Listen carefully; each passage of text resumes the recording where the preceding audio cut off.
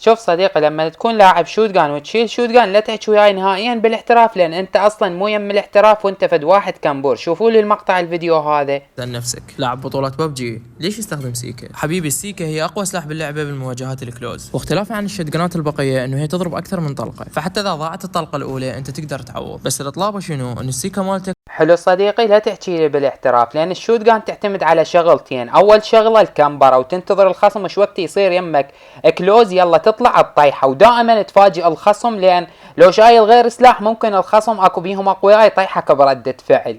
الشغله الثانيه تدل على انك كلش يعني فاشل بالفايت الكلوز، خل اقولها بالقلم العريض، ما تعرف تتفايت فايت كلوز. لذلك الشوت جان بطلقه واحده ممكن ترجع الخصم، حلو، وانت خصومك اقوياء، لذلك تجي تشيل شوت جان لان ما تقدر على الخصوم مالتك. راح يجيني واحد ويقول لي اسمها شيت جان، لا حبيبي، احنا ثقافتنا عربيه، والمجتمع العربي مال جيمنج يسميها شوت جان او بومب اكشن، حلو. انت ثقافتك اجنبيه وتسميها شيت جان، اللي هنا ما عندنا اختلاف. يقول لك ليش لاعب البطولات العادي يستخدمها؟ صديقي الواعي بالبطولات اللي دخلوا المنوب بالنهايه قاموا ما يقدرون، بصراحه قاموا ما يقدرون للخصوم مالتهم، لذلك هو ما يقول لك انا لاعب ضعيف، لا، يقول لك اروح اشيل انا سلاح عادي حتى اذا خربت البطوله. اتمنى وصلت الفكره، واذا عجبك خلي لايك ومتابعه، وبكيفك بعد.